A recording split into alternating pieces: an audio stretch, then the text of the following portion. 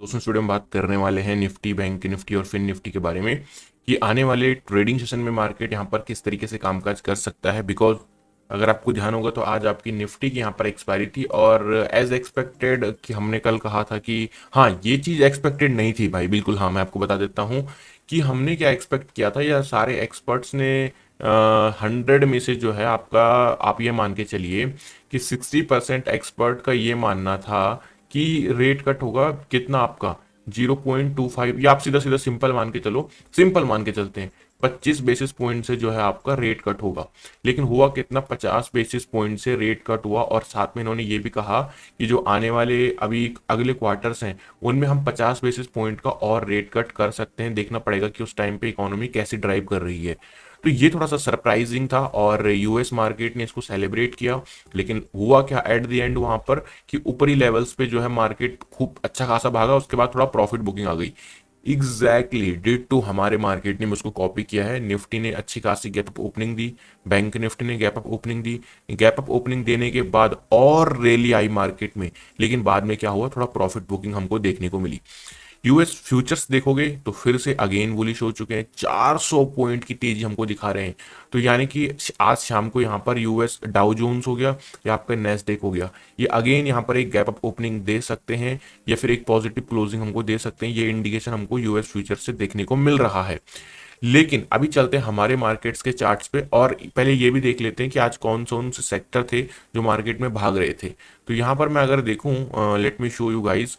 सो आपको देखने को मिलेगा कि मैं इसको परसेंटेज वाइज में कर लेता हूँ। हाँ देखो, तो ऑलमोस्ट सारे के सारे सेक्टर्स यहाँ पर आज आपको गिरावट में देखने को मिलेंगे। 1.5-2% की गिरावट देखने को मिल रही है। सिर्फ कौन कौन से ऐसे सेक्टर थे जो मार्केट में होल्ड, तो मैं ये नहीं कहूंगा कि मार्केट को होल्ड करवा रहे थे, लेकिन हाँ इंडेक्स थोड़ा सा पॉजिटिव में थे। तो आपका एफएमसीजी सेक्टर अगर आप देखोगे तो एफएमसीजी सेक्टर आधा परसेंट की तेजी में था। निफ्टी प्राइवेट बैंक, जिससे बैंक निफ्टी आज आपको पॉजिटिव देखने को मिल रहा था, वो भी आधा परसेंट की तेजी में था। फिर आपका निफ्टी रियलिटी भी आधा परसेंट की तेजी में था। ऑटो सेक्टर आधा परसेंट की तेजी में था और यही फिर निफ्टी वाला है। बाकी सारे के सारे अगर आप देखो रेड में क्लोज आपको देखते हुए मिले हैं। पीएसयू निफ्टी, पीएसयू बैंक यानी सरकारी बैंक, क्या तुड़ाई उनमें ढंग से हो रही है, नीचे को लगातार फिसलते जा रहे हैं। अब आपको देखने को मिलेगा कि यार बैंक निफ्टी तो ऊपर जा रहा है लेकिन बैंकिंग सेक्टर के जो स्टॉक्स हैं वो नीचे गिर रहे हैं। तो आपको ये ध्यान रखना है कि प्राइवेट बैंक्स ऊपर जा रहे हैं, ना कि सरकारी बैंक। सरकारी बैंक्स की रैली जनवरी फरवरी में हुई थी बहुत तगड़ी तरीके से, अभी टाइम चल रहा है प्राइवेट बैंक्स का। अब बात करते हैं निफ्टी में और बैंक निफ्टी में। अगर आप देखोगे तो हालांकि क्लोजिंग तो बैंक निफ्टी में पॉजिटिव हुई है 287 पॉइंट, लेकिन उस हिसाब से जब मार्केट ऊपर गया था थोड़ा सा नीचे यहाँ पर फिसलता हुआ दिखाई पड़ा हमको। थोड़ा सा डिटेल में इसको समझते हैं कि प्राइस एक्शन तो देखो अभी यहाँ पर फिलहाल के लिए क्या है, अब बन सकता है बिकॉज ये जो इवेंट था बहुत बड़ा ये निकल चुका है। थोड़ा सा डेली टाइम फ्रेम पर इसको समझने का ट्राई करिए दोस्तों कि ये निफ्टी का डेली टाइम फ्रेम मैंने ओपन करके रखा हुआ है। निफ्टी ने क्या किया, एक बड़ी रैली दी, बड़ी रैली के बाद रिट्रेसमेंट लिया, फिर मार्केट गया, फिर मार्केट इस कंजक्शन जोन में यहाँ पर फंस गया। अब इसको यहाँ से ब्रेकआउट देना था या मार्केट को यहाँ से निकलना था कहीं ना कहीं, तो अभी भी निकलना, अभी भी निकला नहीं, क्लोजिंग इसने इस बॉक्स पैटर्न के बीच में दी है।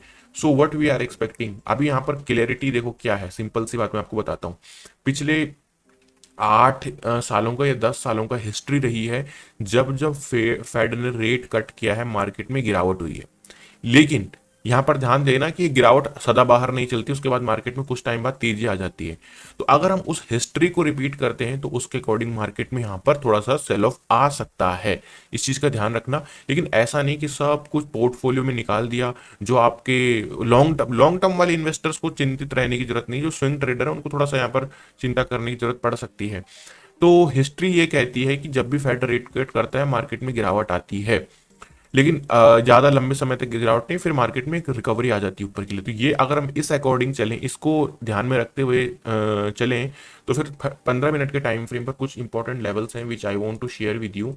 तो ये निफ्टी का दोस्तों 15 मिनट का चार्ट है, वो क्लियर देखने को मिलेगा कि लास्ट टाइम पे क्या हुआ था। मार्केट पिछले कुछ दिनों से, निफ्टी की मैं बात करूं, पिछले 4 से 5 दिनों से इसी लेवल से सपोर्ट लेके ऊपर की तरफ यहां पर जा रहा है। अगर आप देखोगे तो मल्टीपल टाइम मार्केट इस लेवल पर आता है, फिर यहां से ऊपर के लिए निकल जाता है। ठीक है, तो कल के ट्रेडिंग सेशन की अगर मैं बात करूं दोस्तों तो 25,300 इस पर्टिकुलर लेवल पर कहीं अगर हमको छोटा मोटा गैप डाउन या फ्लैट ओपनिंग के बाद एक जैसे शार्प डाउन साइड के लिए आता है, ऐसा कुछ मौका मिलता है, तो ये हमारे लिए क्या कर सकता है, निफ्टी में ये लेवल हमारे लिए as a dip buying level की तरह काम कर सकता है। Got it. तो ये पहला लेवल आपका रहा। दूसरा दोस्तों आपका बाइंग लेवल मैं नहीं कंसिडर करूंगा, मे भी हो सकता है कि जैसे कि हमने देखा कि डाउ जोन्स में यूएस फ्यूचर्स में एक अच्छी खासी तेजी मैं आपको दिखाता हूँ। यूएस फ्यूचर्स में हमको एक अच्छी खासी तेजी यहाँ पर देखने को मिल रही है। तो लेट सपोज कि आज रात को जो है यूएस मार्केट भागते हैं और कल सुबह हमको एक गैप अप ओपनिंग देखने को मिलती है। तो इस केस में हम क्या करेंगे? इस केस में हम कुछ नहीं कर सकते, बिकॉज हमारे पास ऊपर के लेवल्स है नहीं, और अब ब्रेकआउट पर बाय करना थोड़ा रिस्की बन चुका है, समझ गए? क्योंकि इवेंट निकल चुका, अभी तक इवेंट था तो हम थोड़ा सा सेफर साइड थे, इवेंट अब गया। तो इसलिए मैं क्या कहूंगा कि अभी ब्रेकआउट बाइंग मत करिए, क्योंकि ऊपर हमारे पास अभी कोई स्ट्रॉन्ग रेजिस्टेंस लेवल नहीं है जिसको हम ऐसा मान के चलेंगे भाई इस लेवल तक मार्केट जा सकता है। तो डिप बाइंग लेवल करेंगे। मार्केट अगर कल ब्रेकआउट देता है या एक बहुत बड़ा गैप अप देता है तो उस दूसरा मैं आपको जो सेलिंग लेवल बता रहा हूँ दैट इज द 25,280, 25,280, यानी कि मार्केट इस सपोर्ट लेवल को तोड़ता है, इसके नीचे निकलता है तो हम यहाँ पर सेलिंग साइड के लिए निफ्टी को देख सकते हैं। आप इसका स्क्रीनशॉट ले लीजिए, ये अपने माइंड में रखना। बात करते हैं दोस्तों बैंक निफ्टी की। तो एज सिंपल फट से एक बार डेली टाइम फ्रेम देखते हैं। डेली टाइम फ्रेम पर क्या हमने देखा कि लास्ट टाइम जो बैंक निफ्टी का हाई था वो था 53,357।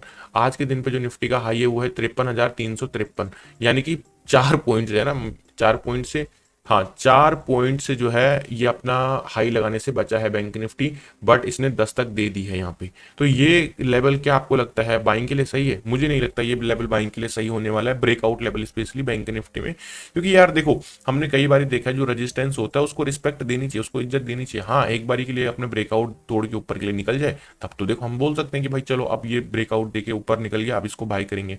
लेकिन अभी जब भी हमने देखा प्रीवियस रेजिस्टेंसेस पे मार्केट आता है वहां पर थोड़ा बहुत सेलिंग प्रेशर रहता है, सेलिंग हो ना हो लेकिन प्रेशर रहता है बायर्स पे, क्योंकि सेलर्स वहां पर थोड़ा सा अपना रॉब दिखाना शुरू कर देते हैं।